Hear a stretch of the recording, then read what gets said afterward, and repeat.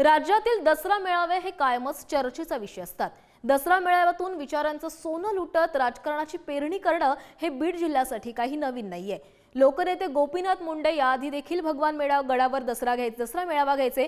त्यानंतर पंकजा मुंडे मेळावा घ्यायला लागल्या, मात्र त्या भगवान भक्ती गडावर मेळावा घ्यायला सुरुवात झाली आणि आता श्री क्षेत्र नगद नारायण गडावर मनोज जरांगे पाटील देखील पारंपरिक दसरा मेळाव्यामध्ये सहभागी होणार आहेत।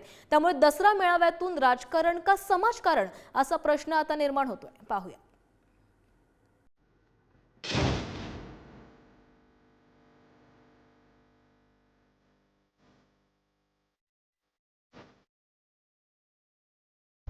उद्धव ठाकरे, पंकजा मुंडे, एकनाथ शिंदे, राष्ट्रीय स्वयंसेवक संघ आणि आता जरांगे पाटलांच्या रूपानं राज्याच्या राजकारणात 5व्या दसरा मेळाव्याची भर पडणार आहे। बीडच्या श्री क्षेत्र नगद नारायणगड येथे शेकडो वर्षांपासून पारंपरिक दसरा मेळावा भरतो।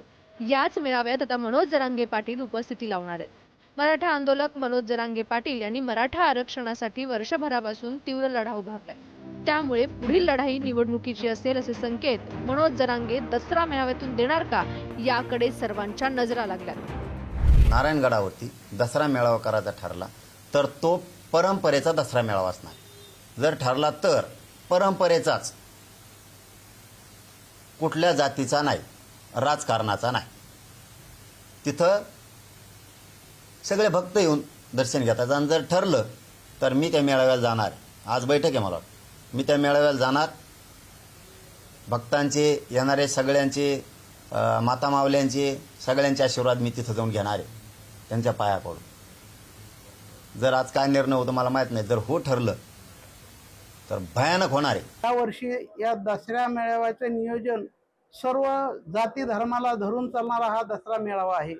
सर्व पक्षीय हा दसरा मेळावा आहे आणि त्या ठिकाणी आमचे संघर्ष योद्धा मनोज दादा जरांगे पाटील या ठिकाणी या दसरा मेळाव्यासाठी हजर राहून आणि सर्व नियोजन दसरा मेळाव्याचं या मनोज दादा पाटील यांनी आणि यांच्या कार्यकर्त्यांनी या नियोजन आणि बैठकीचं नियोजन केलेलं आहे। दिवंगत नेते गोपीनाथ मुंडे यांच्या वारसदार पंकजा मुंडे समर्थकांना दसरा मेळाव्यातून संबोधित करतात। बाळासाहेब ठाकरे यांचे राजकीय वारसदार उद्धव ठाकरे हे शिवाजी पार्कवर दसरा मेळावा आयोजित करतात। शिवसेना फुटीनंतर एकनाथ शिंदे यांनीही दसरा मेळाव्यातून शक्ती प्रदर्शन करण्याची संधी सोडली नाही। दसरा मेळाव्यातून राजकारणाची पेरणी केली जात असते। त्यामुळे आता बीडमध्ये मनोज जरांगे पाटलांच्या दसरा मेळाव्यातून राजकीय परंपरा सुरू होणार का, याकडे सर्वांचं लक्ष लागलंय। महाराष्ट्रातील प्रमुख दसरा मेळावे: उद्धव ठाकरे शिवाजी पार्क मुंबई, एकनाथ शिंदे आझाद मैदान मुंबई, पंकजा मुंडे सावरगाव घाट, राष्ट्रीय स्वयंसेवक संघ रेशीमबाग नागपूर। एकनाथ शिंदेंनी त्यांचा दसरा मेळावा अहमदाबादला घेतला पाहिजे।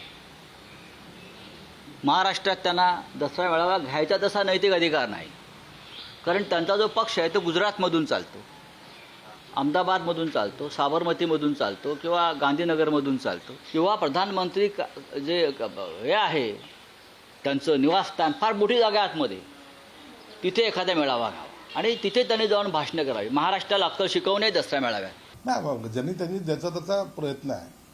पंकजाताई पण मेळावा घेते, आम्ही पण मेळावा घेतो, उभाटा गट बी मेळावा घेते। गेल्या वेळेला तर शरद पवार साहेबांनी सुद्धा मेळावा घेतला, म्हणून जरांगे पाटलांनी मेळावा घेतला की त्यांचा असलेला तो अजेंडा आहे आणि त्यांनी तो राबवला, तर त्यात गैर सुद्धा काही नाही।